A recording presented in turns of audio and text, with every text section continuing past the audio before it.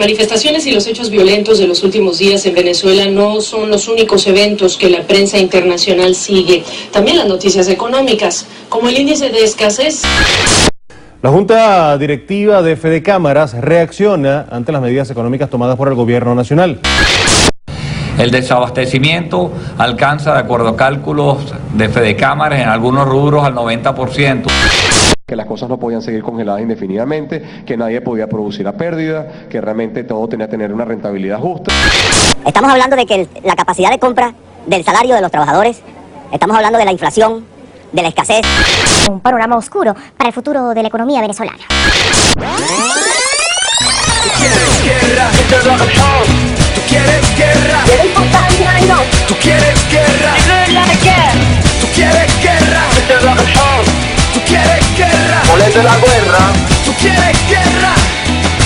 Vamos a medirnos a ver quién es más bravo. Como red de defensores y defensoras de la seguridad y soberanía alimentaria, nosotros hemos entendido esta guerra económica emprendida contra el pueblo venezolano desde hace mucho tiempo, pero en particular se ha intensificado en los últimos 15 años y por supuesto se ha convertido en la principal estrategia de los sectores económicamente poderosos del país desde el año 2012, justamente desde que el presidente Chávez en su momento anunciaba su viaje a Cuba para una operación sin garantías de que pudiera volver al gobierno con plena salud. En ese momento vimos cómo empezó una carrera acelerada de los factores productivos del país que se organizan en cámaras de comercio, que tienen organizaciones donde consideran sus intereses y donde hacen una programación y una agenda en función de esos intereses, cómo desaparecieron algunos productos de la cesta básica. Eso es un primer elemento de análisis, que nunca han desaparecido todos los productos de la cesta básica, lo que quiere decir que no es una ausencia de productividad total, ¿no?, como lo han querido hacer ver, sino han sido algunos productos, que por supuesto son productos emblemáticos de la mesa familiar, que han de alguna manera ido escaseando progresivamente, también según la coyuntura, ¿no? Hemos hecho un estudio en los productos básicos, que son aquellos que precisamente tienen más controles, y en aquellos que tienen más controles donde hay más desabastecimiento. La ley de precios justos, lejos de haber servido para reducir la escasez, por el contrario, ha incrementado la escasez. De eso sabemos que hay unas razones específicas. Una es que es un acto de desacato a muchas de las regulaciones que se establecieron. Recordemos que después de un aumento de sueldos y salarios a todo nivel, impulsado por el comandante Chávez, en un acto el presidente anunció que iba a generar una ley de costos y precios justos, fue la primera ley de costos y precios justos, para regular los precios de algunos de los productos indispensables de la cesta básica, de higiene personal, otros que ya estaban regulados, como el caso de los alimentos, justamente para evitar que buena parte de ese acto de justicia económica, que es el aumento de sueldos, recordando que en nuestro país ha sido tradicional en los últimos años tener el salario mínimo más alto de Latinoamérica, bueno, que ese salario mínimo no se diluyera con la especulación del mercado, con los aumentos progresivos de precios. Desde ese momento hasta entonces hemos tenido una rebelión, un desacato de la burguesía de este país, de los sectores empresariales, porque lo convirtieron en una campaña política, con una doble finalidad. Primero, obtener unas ganancias jugosas, producto de la especulación, que es también la expropiación del trabajo de nuestro pueblo, y segundo, con la finalidad de boicotear, de sabotear la economía, de generar malestar y de desprestigiar al gobierno nacional y desmovilizar a todo eso que ha sido la gran base social del chavismo durante estos años. No puede ser su esqueleto lo que mueva nuestra carne, pa' que la lengua no hable con su mismo pensamiento. Dale una pata al bastón, pa' que de una vez se caiga el mocho del corazón. Y si tú no lo acompañas, se ensucia en el pantalón y se vomita en la cama. Eso se apoya en muchos de los mecanismos, en los resortes del poder de los sectores empresariales en este país, que han tenido monopolios importantes en algunos sectores. Caso, por ejemplo, de la harina precocida de maíz, que es controlada en un 49,6% por un grupo empresarial hegemónico que todos conocemos. Y es justamente eso lo que le permite, entre otras cosas, jugar con eso que ellos llaman la ley de la oferta y la demanda. Es decir, restringen la oferta ¿no? Acaparando, desviando los productos hacia la frontera para obtener mayores beneficios producto de las diferencias cambiarias con otros países que no subsidian alimentos, que no tienen políticas sociales para los más pobres, y además, bueno, deciden no producir todo lo que está regulado, todo lo que ha sido protegido por el Estado para que sea garantizado a quienes más necesidad tienen, a quienes menos poder adquisitivo tienen. Entonces, bueno, si el gobierno regula el papel higiénico, entonces ellos, bueno, dejan de producir papel higiénico y se dedican justamente a producir servilletas o toallines, que se hace exactamente con los mismos componentes, pero que no es objeto de regulación. Es decir, hay toda una evasión de la regulación, y es por eso justamente que el presidente Maduro establece una ley orgánica de precios justos regulando la ganancia de estos sectores para que nuestro pueblo no fuera sometido a ese nivel de especulación y bueno, no tuviera efectividad su campaña.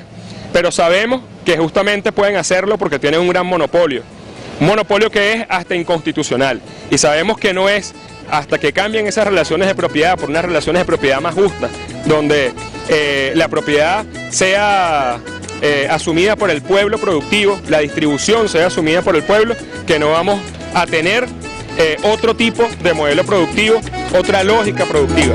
Dale una pata al bastón, pa' que de una vez se caiga, que es mocho del corazón.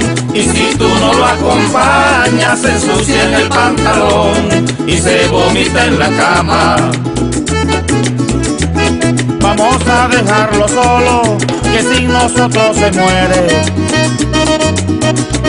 Pues somos quien lo mantiene y mira por nuestros ojos. Y además es mentira, y queremos aquí aprovechar este espacio para desmentir que es que todas las empresas que han sido recuperadas por el Estado entonces no funcionan, porque esa es otra de las patrañas que han logrado instalar en la opinión pública y que lamentablemente no se desmiente como quisiéramos, porque tienen una hegemonía comunicacional muy grande. Por supuesto, muchas de esas empresas pueden tener grandes desafíos, no todas las empresas quizás estén produciendo con plena capacidad instalada, y sobre todo porque no se trata solo de producir, eso ya lo hace la empresa capitalista, sino de producir bajo otras relaciones productivas, donde quien trabaja tenga plena conciencia de qué está produciendo, para qué lo está haciendo, donde se discuta con el Consejo de Trabajadores cuáles son las metas de producción, que es lo que en verdad puede generar toda la motivación que necesitamos para que produzcamos.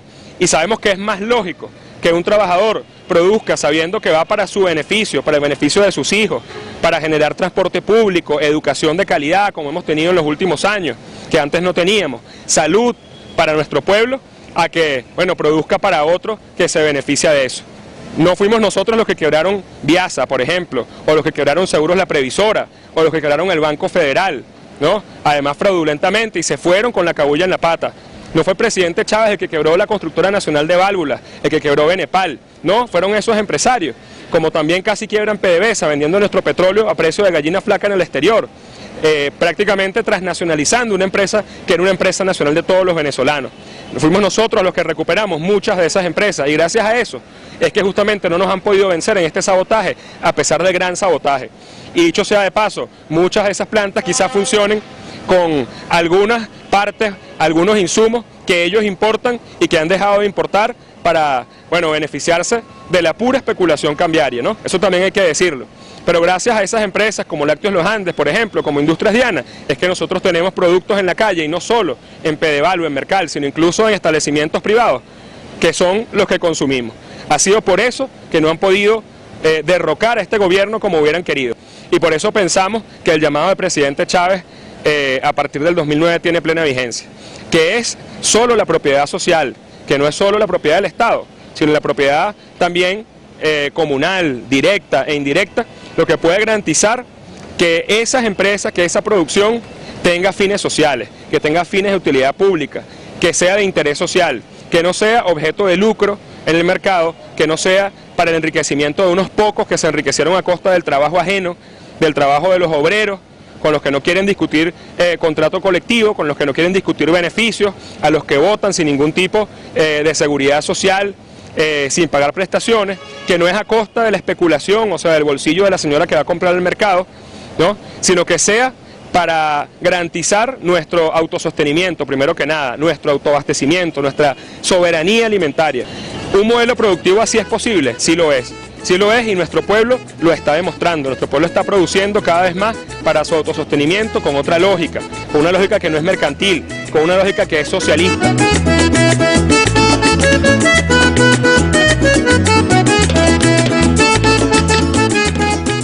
Nosotros vamos a seguir impulsando ese tipo de propiedad y la propiedad comunal, directa e indirecta, como una forma de vencer el monopolio de los poderosos, porque el presidente Chávez, cuando nos llamó en el 2007 a elegirlo, nos dijo que quienes votáramos por él, votábamos por el socialismo. Y ese proyecto fue aprobado, ese presidente fue elegido y fue además ratificado posteriormente con la victoria del presidente Nicolás Maduro y con el Plan de la Patria. Ese es el plan que elegimos los venezolanos y ninguna minoría tiene derecho a ir en contra de la voluntad de la mayoría trabajadora. Ese es el llamado que hacemos.